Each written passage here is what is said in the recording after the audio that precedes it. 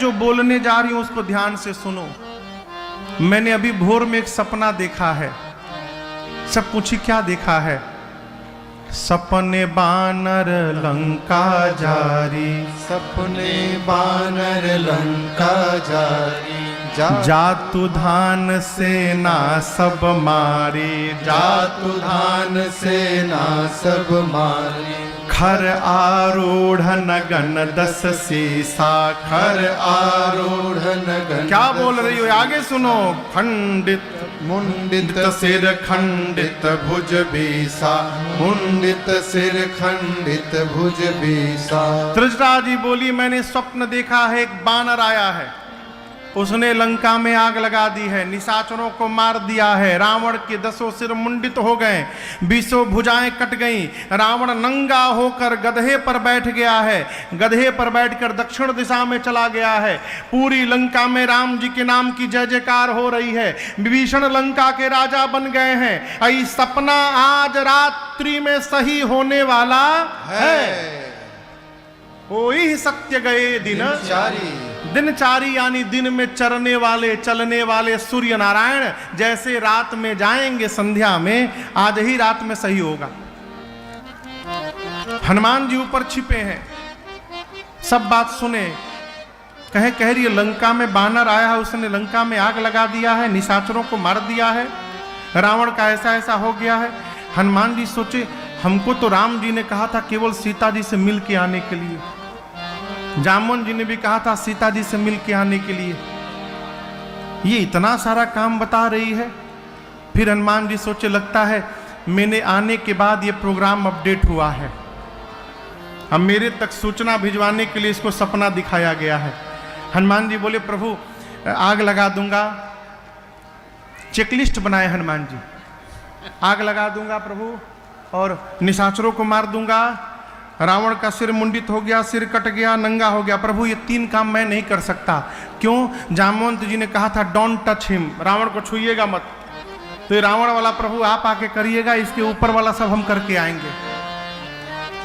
पूरा दिन बीता, हनुमान जी बैठे हैं, अंधेरे की प्रतीक्षा कर रहे हैं कि अंधेरा हो तो माँ के पास जाऊं कोई देख न पावे। रात्रि में सीता जी व्याकुल होकर अग्नि मांगती हैं, चंद्रमा से, तारों से, अशोक के नूतन पत्तों से। मां की व्याकुलता देखकर हनुमान जी को रहा नहीं गया और प्रभु की मुद्रिका हनुमान जी ने ऊपर से नीचे गिरा दी।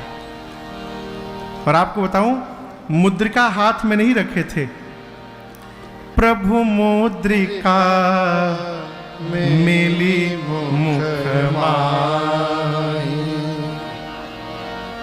जलधि लाहि गए अचरज नाहि। आपको कोई सामान रखने के लिए दिया जाए तो आप उसको मुंह में रखेंगे? हनुमान जी मुंह में क्यों रखें?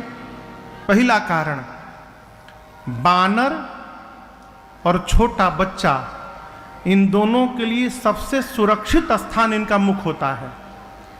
छोट लड़का कोई सामान उठाओ तो सीधे मुख में डालता है, बानर को कुछ भी दीजिए सीधे मुंह में डालेगा, पहला। दूसरा, जब राम जी ने हनुमान जी को दिया तो हनुमान जी देखे उस पर राम नाम अंकित था। सोचे राम राम जप के जीव भवसागर पार कर लेता है, तो इस राम को जीभ पर रख लेंगे तो लंका का सागर तो पार हो ही जाएगा। इसलिए हनुमान जी मुख में रख लिए। प्रभु मुद्रिका मेल मुख माही, ऊपर से मुख से मुद्रिका नीचे गिराएं। पीले रंग की मुद्रिका स्वर्ण की दूर गिरी, मां को लगा अग्नि गिर गया। मां दौड़ कर गई, उठाई। चकिता चितव मुदरी पहचानी, मां आश्चर्यचकित हो गई, पहचान गई मेरे प्रभु की मुद्रिका है, लेकिन उदास हो गई। मन में सोची ये मुद्रिका यहां पर आ कैसे गई? मेरे प्रभु को कोई जीत नहीं सकता, जीत को सकई अजय रघुराई। और माया द्वारा ऐसी मुद्रिका नकली बनाई नहीं जा सकती, ये असली है। प्रभु को जीता नहीं जा सकता तो ये मुद्रिका यहां आई कैसे? मां व्याकुल हो गई। मां की व्याकुलता दूर करने के लिए हनुमान जी ऊपर से देख परम बिरहा कुल सीता सोरछन कपिहि कलप समबीता देख परम बिरहा कुल सीता सोरछन कपिहि कलप ऊपर से रामचंद्र गुण बरनय लागा सुनतहि माता कर दुख भागा रामचंद्र गुण बरनय लागा सुनतहि माता कर दुख भागा। श्री हनुमान जी महाराज ऊपर से कथा सुनाने लगे। इस कथा सुनते मां की सारी व्यथा समाप्त हो गई। मां ध्यान लगाकर सुनने लगी। जैसे कथा बंद भई मां व्याकुल हो गई। कथा बंद होते व्याकुलता बढ़ जाती है।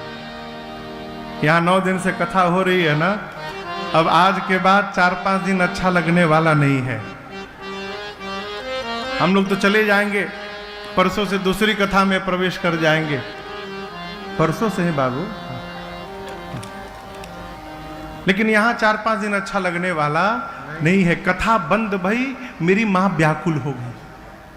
मां ने कहा, भाई जिसने मेरे कानों को अमृत पान कराया है वो मेरे सामने क्यों नहीं आ रहा।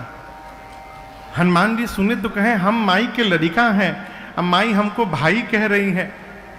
लगता है मैया पहचान नहीं पाई हमको। हनुमान जी तुरंत ऊपर से नीचे कूद पड़े और जैसे हनुमान जी